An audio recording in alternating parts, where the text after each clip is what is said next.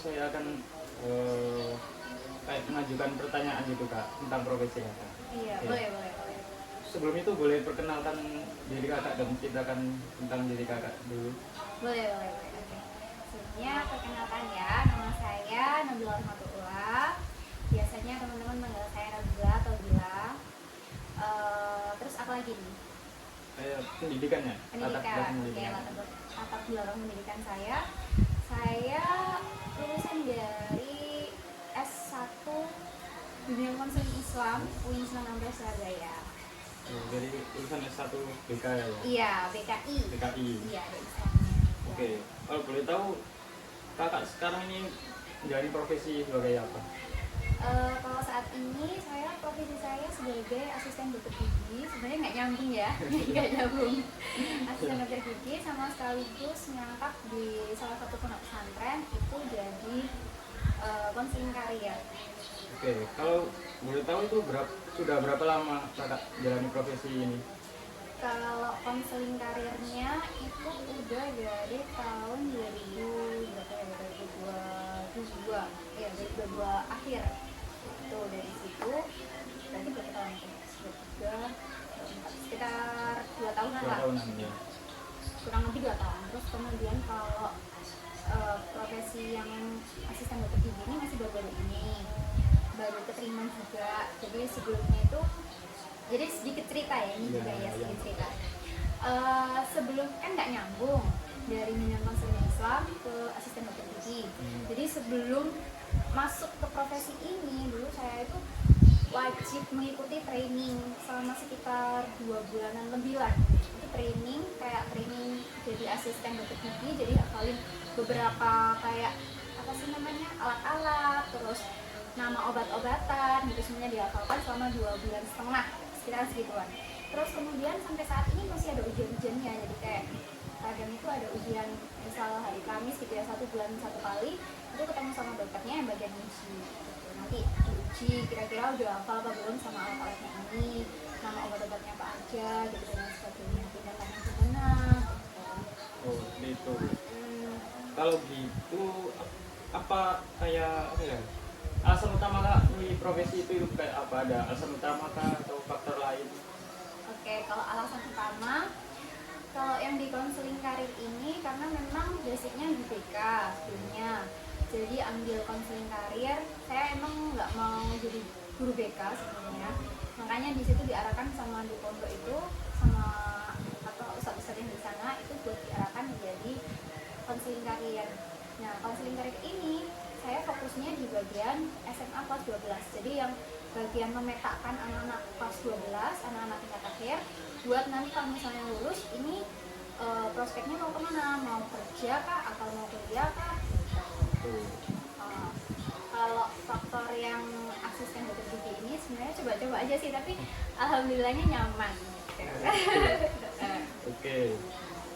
Kalau gitu ke profesi ini, kedua profesi ini tuh apa ada hal positif atau kepuasan tersendiri bagi Kakak untuk menjalani profesi ini, kedua profesi itu? Kalau kepuasan, ya alhamdulillah kayak yang kemarin itu saya sempat ya plong puas karena saya merasa bermanfaat. Karena kemarin itu teman-teman murid-murid saya, maksudnya murid-murid saya itu di kelas 12 kemarin sempat ada yang beberapa keterima di beberapa perguruan tinggi, dan itu sesuai sama yang saya arahkan. Jadi kayak kamu habis tes kan ada tes appraisal, tes beberapa tes yang lain, psikotes dan sebagainya, itu saya arahkan dia cocoknya di bagian apa gitu kan, di bidang apa. Dia ngambil sesuai sama yang saya arahkan, dan alhamdulillahnya beberapa keterima di perguruan tinggi negeri gitu. Jadi itu salah satu yang bikin kayak seneng, positifnya kayak gitu. Oke, kalau gitu ya, apa tantangan terbesarnya dari profesi itu? Tantangan terbesarnya kalau yang konseling karir ini, tantangannya lebih ke kayak apa ya, kadang tuh ada beberapa anak yang susah banget dilihat kayak ini cocoknya di mana gitu, itu susah karena dia memang kebiasaannya berbeda. Terus kadang juga faktor ekonomi keluarganya juga nggak sesuai dengan apa yang dia ekspektasikan gitu. Itu tantangannya kalau di konseling karir. Tapi kalau di asisten dokter gigi tantangannya apa ya, kayaknya lebih ke pasiennya sih. Pasiennya kadang kayak dikasih tahu tuh nggak mau gitu. Itu aja sih. Oke, dari kakak ada apa target nggak untuk 5 tahun ke depannya untuk kedua profesi ini? Target 5 tahun ke depan, insya Allah sih rencananya, karena ini kan memang kenapa kok saya ambil di bagian sistem dokter gigi, karena saya pikir di situ nggak seberapa banyak mikir gitu, karena yang ini kan dokternya, saya cuma asisten menyediakan apa yang diminta sama dokter, membantu apa yang diminta sama dokter gitu kan. Nah di situ alhasil saya sama sekaligus belajar lagi, jadi kayak belajar mengasah skill saya di bimbingan konseling, terus mengasah skill di bagian psikologi, karena niatnya memang rencana ambil yang lanjut studi gitu kan. Jadi biar nggak banyak pikiran, nggak banyak beban, jadi cari pekerjaan yang enteng-enteng aja gitu. Oke, kalau gitu satu pertanyaan terakhir nih kak. Ya boleh ya.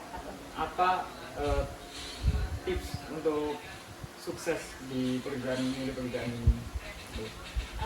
Tips suksesnya pertama sih ya itu tadi sih, karena kan ini juga menyangkut tentang konseling ya.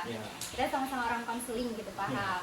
Nah kalau konseling itu kan biasanya seorang konselor itu harus bisa mengarahkan orang lain, apalagi diri sendiri gitu.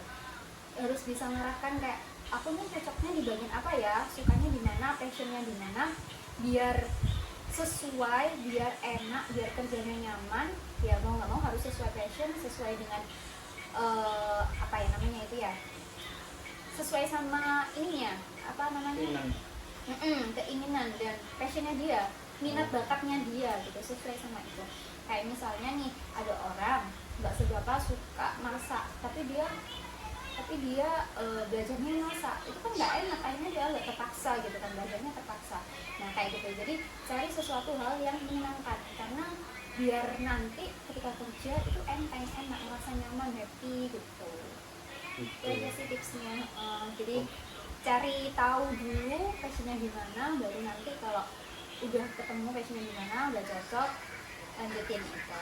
Oke, terima kasih kak untuk tipsnya. Oke.